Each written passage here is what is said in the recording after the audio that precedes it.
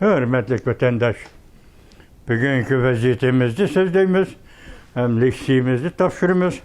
Tünü gün çıkalmadık aldınlar, keçirinler vatandaşlar. Bugünkü islah 2025 yıl 12. ayının 18. günü. Hafta Perşembe. Bugünkü vaziyetimizin esak tasavvurunuzu koyayı vatandaş bir tasavvur kılıp bakınsanız, mesela ne dedi? Amerika Koşmuş Ştatlarının prezidenti Donald Trump, Cumhuriyet Amerika oturuş pentayni meselesi. Bu qirg'ichi qurollar meselesi, yani bundaq aytganda, qirg'ichi qurollarning Amerikaga kirib kelishi degan ma'noda. Shundaq gap qildi. Eğer bu gap vatandaş bu pentayni meselesini Amerika Qo'shma Shtatlarining har navbatdagi hukumatları har qatim so'zlashganda, uchrashganda Cumhuriyet so'z deb turdi. Hem onun qo'yilgan murojaatlarini deb turdi. Bunu to'xtat, bunu chekla. Hazır Amerika yaşları zehirlendi. Yoki sen zehirledin dedi. Çoğun sohbetlerdi mana shundaq dedi. Sizlarga so'zlab keldik. Biroq Cumhur hukumati bunun yanılı İran siz kamsitgandek yoki mansitmagandek muomala qildi. Oxirgi hisobda Amerika Qo'shma Shtatlarining prezidenti Donald Trump dediki, bu ish qirg'ichi qurollar meselesi dedi vatandaş. Endi yana biri hazır, endi yıl ahiri 2005 yıl, 2025 yıl ahırlaştı vatandaş. Ahırlaşkanda elbette Amerika Qo'shma Shtatlar prezidenti Donald Trump'ның bir yıldan birinki hizmetlerinde yakın çıkırış doğru keldi vatandaş. Mesela biz alaylı özümüz hazır yazmadı emas, özümüzden yanında kalıp qalgan yoki özümüz yanımızda saklap asli qoldırışa saklap kelayotgan masalalarga bir nazar ag'diraylik vatandaşım. Birinci ayının 20. günü Aksaray'a kirdi. Prezident Donald Trump yeni vazifege oturdu. Qasam berip Aksaray'a kirdi. Şu günden başlap aytganda 2. ayının 15. günü de Amerika Qo'shma Shtatlari prezidenti Donald Trump'ның yoki bu hukumatning davlat ishlar kotibi Marco Rubio Kengash palatasida guvohlikdan o'tganda Uyg'urlar meselesi to'g'risi to'xtaldi. Uyg'ur bütün xalq dedi vatandaş. Bütün xalq dedi. Hazır bu qirg'in qilinyapti dedi. Hem hazır bu Uyg'urga tutgan muomala Xitoyning o'zgargani yo'q dedi. Shundaqda Xitoy to'g'risi to'xtalib kelib nima dedi? Xitoy hozirgacha yolg'onchilik, aldamchilik, kazzaplık bilen dünyavi devletler qatarıga kirip orun aldı dedi. Şundaq dedi, bu 2. ayını çıkarıp eteyleyendi vatandaş. 3. ayga kelgende Amerika Qo'shma Shtatlarining prezidenti Donald Trump hükümeti belki yüzü. Hükümeti Marco Rubio hükümetinin azası Marco Rubio 3. ayının 18. günüdür Suudi Arabistan'da Riyad'da halkara yığın, yani Rusya'nın vekiller ömürüyle Amerika'nın vekiller ömürü sohbetleşti. Bu sohbet 3. ayının 18. gündeki sohbetini yani atlap sizlerge çöndürdüğün bolsak mesela 8. ayının 15. günü gitip gelgende bu qatim prezident Donald Trump bilen Rusya Federasyası'nın prezidenti Vladimir Putin Alyaska'da sohbet ötkazdi. Amerika Qo'shma Shtatlari 2 qatim Alyaska sohbeti ötkazdi. Birinci qatimda mesela 2001 yılı 2021 yılı şu vaktki sabık hükümet Joe Biden hükümeti 3. ayının 18. günüde Alyaska'da Cumhur Kompartiyası bilen devlet dercilik sohbet ötkazdi. Hem şu sohbetinin beşiri degen idi. Mesela Uyg'uriston, Tibet ve Tayvan hergiz Cumhur'un işi emas degenidi. Şundan keyin selektirsak mesela 8. ayının 15. günü Prezident Donald Trump Alyaska'da Rusya'nın prezidenti Vladimir Putin bilen görüştü. Konkret mazmunu şu vaqt sizlarga so'zladik. Gerçi bunda oshkora bo'lmasa-mu, gerçi bunda tafsiliy matbuotga jamiyatga e'lon qilmagan bo'lsa-mu, siz esingizda tutingki vatandosh, Amerika Qo'shma Shtatlari hukumati Növbətdəki hökumətləri birinci qətim Alyaski söhbəti, ikinci qətim Alyaski söhbəti. Birinci qətim Alyaski söhbəti Cüngü bilə elib verilən Alyaski söhbəti, ikinci qətim 8-ci ayının 15-ci gündə 2025-ci il elib verilən Alyaski söhbəti. Va xalqaralıq nəhayət katta söhbətlə pərəz qılsınız. Bu elə verdi o vətəndaş. Əndi 8-ci ayının 15-dən kəynimizə qaytaylı. 2-ci aylar tügüdə, 2-ci ay tügüdə, 3-ci ay 18, 4-cü ayının. Məsələn, 4-cü ayının 2-ci günüge gəlgəndə Amerika Qoşmuş Ştatlarının prezidenti Donald Trump xalqara cəmiyyətə tamojni bəcə ilan qıldı vətəndaş. Bunun içinde Cüngü ilan kılınan tamojni beci doğrusu siyasətlərini sizlərin tulu xəbərlandırıb geldi o vatandaşım. Onun da xəbər tapdınız. Onun da 4-cü ayının 8-ci günü gəlgəndə. 2-ci gün tamojni beci 4-cü ayının 8-ci günü gəlgəndə Prezident Donald Trump hükümetinin növbətdəki Devlet Meclisi Avam Palatası Uygurlarının öz təqdirini özü belgiləş hüququ var və öz təqdirini özü belgiləş hüquqluq millət demişine kanun layığı maqulladı Avam Palatası vətəndaş 4-cü ayının 8-ci günü. Əndi 5-ci ayının 12-ci günü gəlgən birinci qıtımlıq çünkü Amerika söhbəti, Cenva söhbəti. Bu söhbətə qoyulğan fikir nemiydi? İnternetine koyup öteş. Çünkü hükümete hazırgıcı bunu imza koydu, koymadı diyen gepte oturgu çıkmadı vatandaş. Çünkü hükümete dacıp duruvatıdı, keçip duruvatıdı, teni verip, ki cüret kılalmayıvatıdı bu tohtama kilişim, imza koyuşu vatandaşım. Şunun ki 4-cü, 5-ci ayının 12-ci günü, 6-cı ayının 9-cu günün London söhbəti, oxşar Cenva söhbəti, 7-ci ayının 28-ci günü İspaniya söhbəti vatandaş, İspaniya söhbəti, oxşar Cenva söhbəti, şunun ki 9-cu ayının kaçıncı gün, 14-cü günü ma, 9-cu ayının 14-cü gün axır qıtım, qay söhbət, Madrid söhbəti, yani bir söhbətle qeyədi boğalı isimli çıxdı geçirinler. Muşunda söhbət, Amerika Qoşmuş Ştatları Cüngü ilə umumi 4 qıtım söhbət elib bat, diplomatiya. Deməkçi bolğunumuz bu yıl işdəki Prezident Donald Trump'ın diplomatiya sahasında elib bağan fəaliyyətlər və qəlbisi. Aşınaq dəvəsiniz bolu ilə verdi o vətəndaşlar.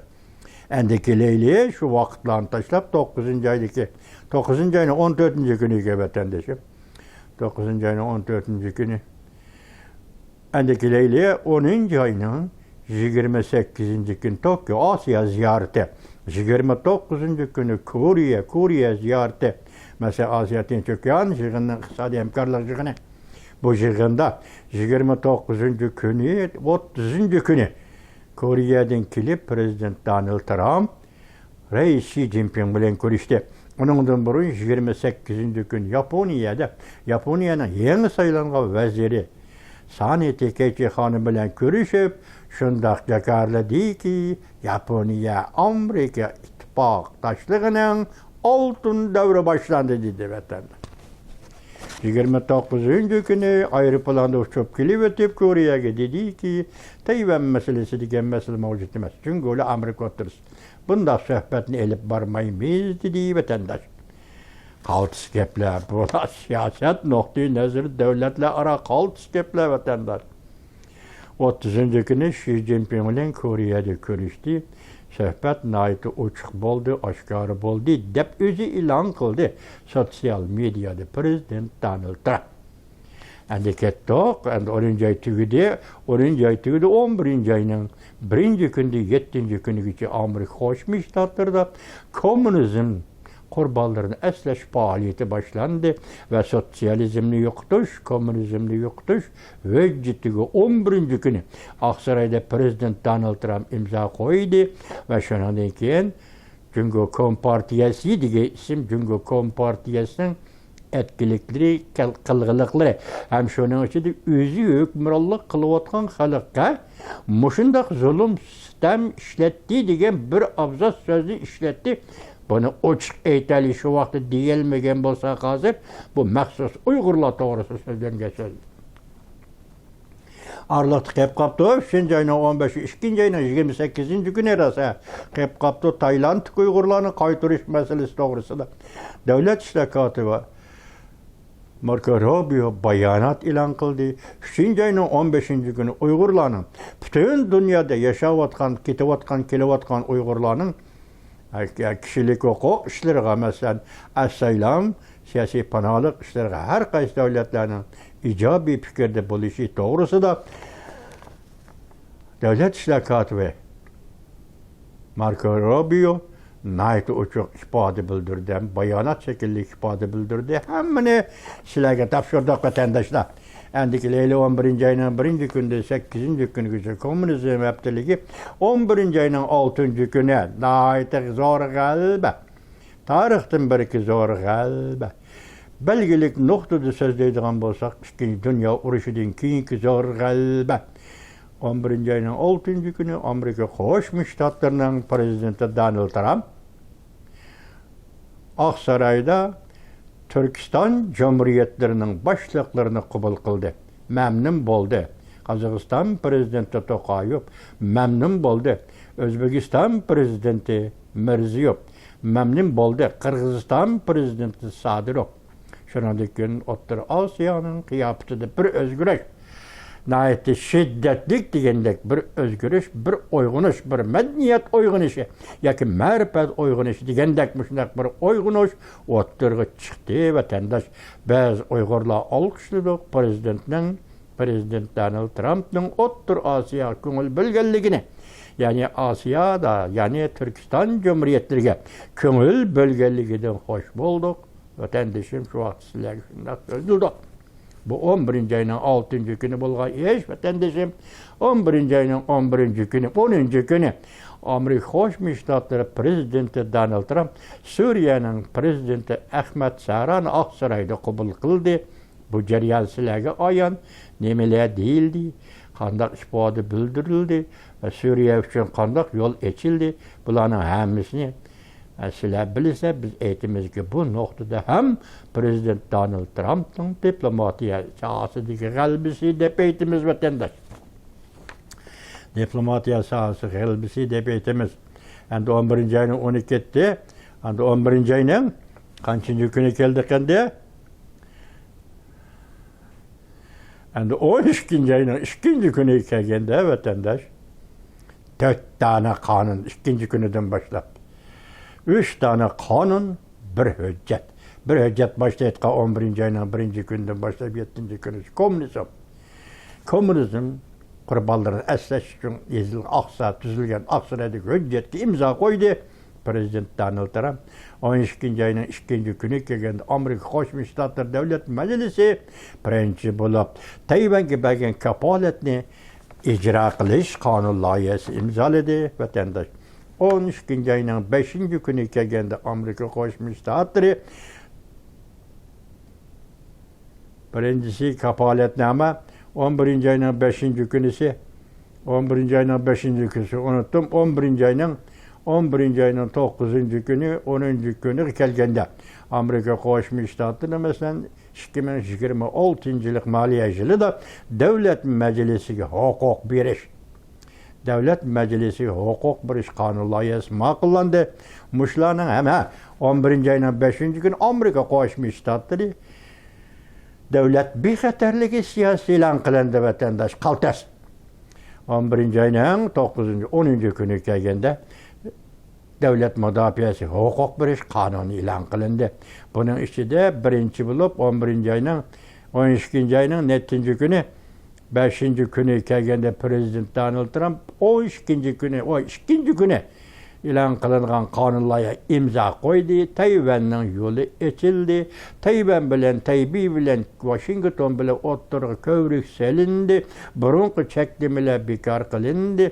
Ikki davlatning siyosiy arboblari kelsa Tayvanga xohlasa Washingtonga kelalaydigan bo'ldi. Shuning uchun Lin Jialong Tayvanning tashqi ishlar ministri shu asnoda degidek nihoyatda tezda Washingtonda paydo bo'ldi. Mana shularning hammasi Prezident Donald Trump ve Prezident Donald Trump hükümetinin kalbisidir vatandaş.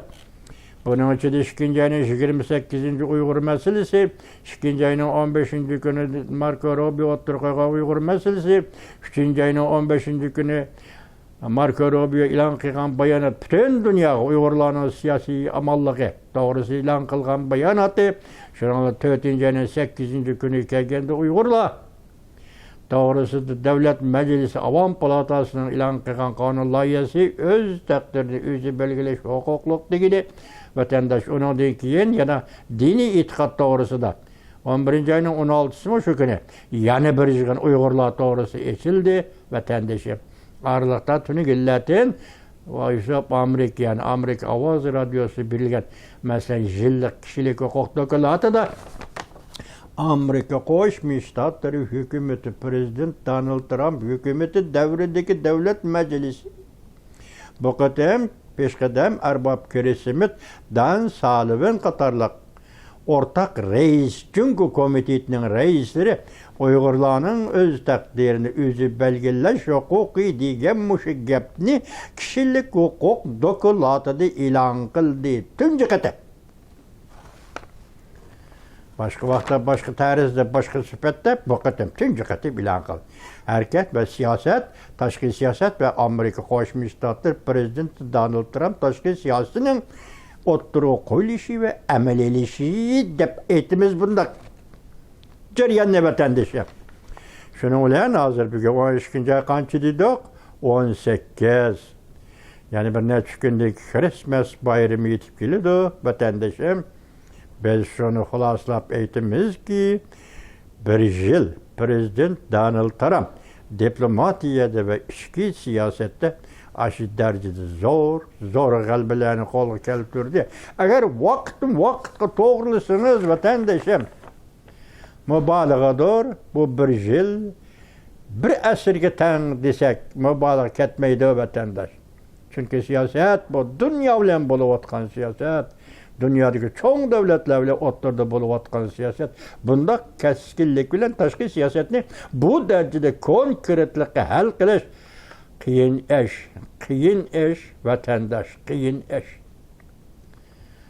İnsan küş görüp mi erişemeydiğin kıyın eş. Bu işlerini Prezident Donald Trump hükümeti oraladı vatandaş. Endete Christmas, bana bugün hazır adil eğitimizki Amerika halkının Christmas bayramını tebrikleyimiz. Bütün dünyadaki Hristiyan diniga şindigan muritlarının, şindigan halklarının Christmas bayramını tebrikleyimiz vatandaş. Birinci lopmen tebrikle olay. Endi kileyli, şunun münasebetli kalda Amerika avazının mahsus ziyareti. Amerika Koşmuş Ştatları Devlet Mahkemesi Xitay Tel bayanatçısı Prezident Donald Trump hükümetinin bir yıldan birki taşkı siyaset neticeleri üstü toxtaldı. Mavzulu haber 12. ayının 17. gün Amerika Ovazının Xitay Tel programı ilan kılındı. Haber mundaq başlandı. Washington Prezident Donald Trump hükümetinin ve vazife ütüşü bir yıl tolgan bir paytda Amerika Koşmuş Ştatları Devlet Mahkemesi Xitay Tel bayanatçısı Jacob Lingacher Amerika Avaz Radyosu muhbirinin mahsus ziyaretini kabul kıldı. Amerika Koşmuş Ştatları Devlet Mahkemesi bu nöbetlik hükümetinin bu bir yıllık taşkı siyaseti intayı memnun buldu. Didi ve Devlet İştakatı Marco Rubio'nun sözlerden nakıl keltirip bu taşkı siyaset dünya oruşundan beri bu bir yılda islahatçılık karakteri taşkı siyaset bulup ifadelendi. Hem taşkı siyasetini islahat kılış, hem içki siyasetini islahat kılış. Çünkü bu bir yıl Prezident Donald Trump için etkandı islahatçılık karakteri bir siyaset bilen bir yılını tamamladı deyip görsetti. Bayanatçı Jacob Lingacher bunda ta'kidledi. Prezident Donald Trump Amerika Cumhur münasebeti yendi Tinç Okyan rayını bir xatarligi beraber savdo ticaret hem de ittifakdaşlarının münasebeti cihetlerde halkılık rol oynadı. Alakadar siyasetle Amerika'nın iktisadi bir xatarlik hem de yer şarı stratejilik uğurlaştırış cihetlerde hakiki ve ameli menfaat girişti. Tüvende məxsus ziyaretli hatırısını anıltımız. Amerika vazı muhbiri sual. Prezident Donald Trump hükümeti siyaset icra kılığı bir yıl toşkan küllede devlet mahkemesi bu nöbetlek hükümetinin umumi taşkı siyaset neticeleri kandak baha berdi? Bayanatçı Jacob cevap. Senin bu meseleni oturup koyun köp rahmet. Koyuşun için köp rahmet. Amerika Qo'shma Shtatlar Davlat Mahkemasi Prezident Donald Trump'dan bir yildan beri ki tashqi siyosatidan intayin mamnun. Biz Davlat ishlar kotibi Marco Rubio mundaq dedi.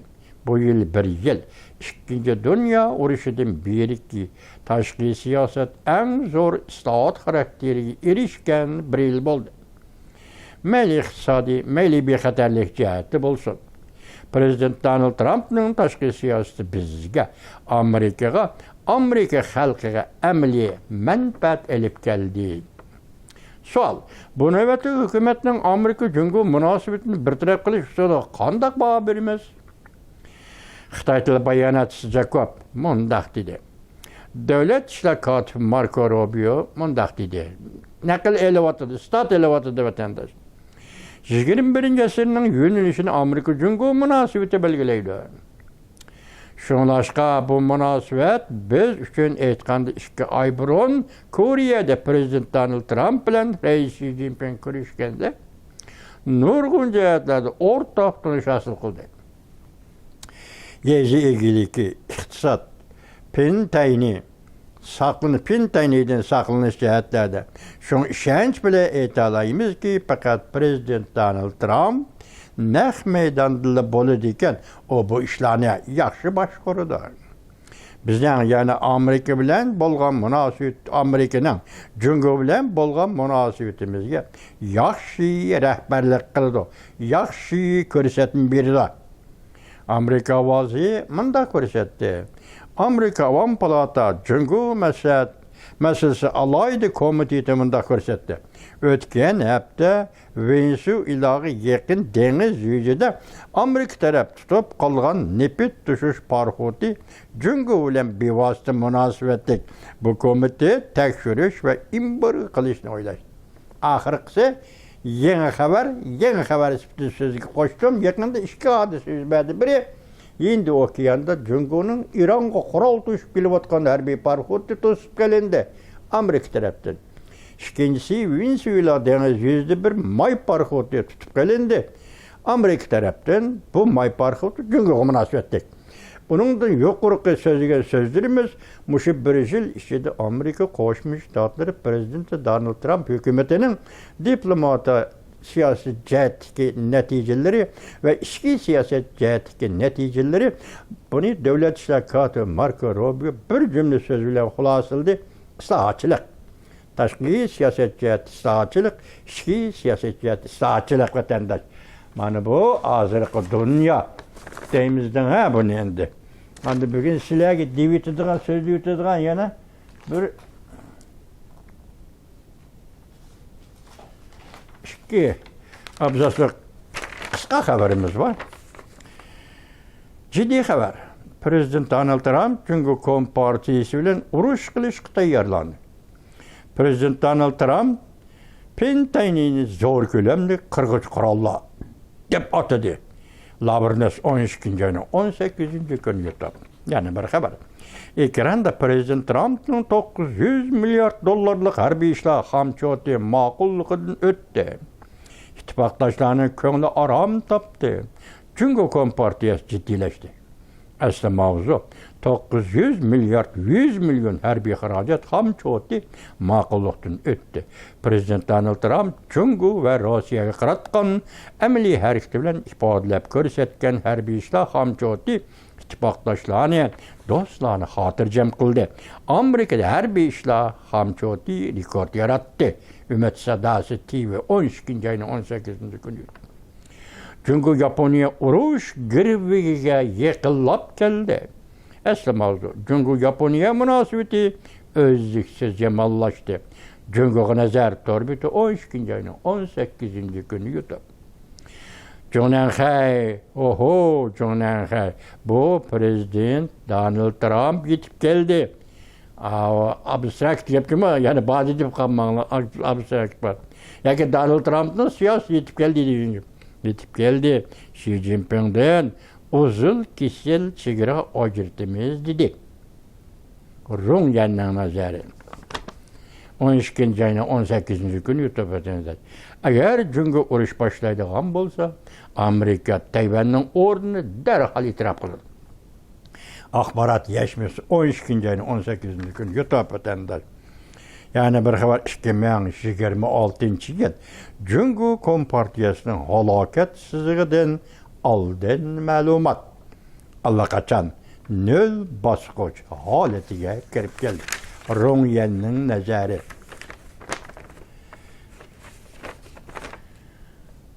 Bugünkü şeylerimiz, bugünkü vaziyetimiz vatandaş, tünügün çıkan bir türlü sebepler. Geçirinler vatandaşlar.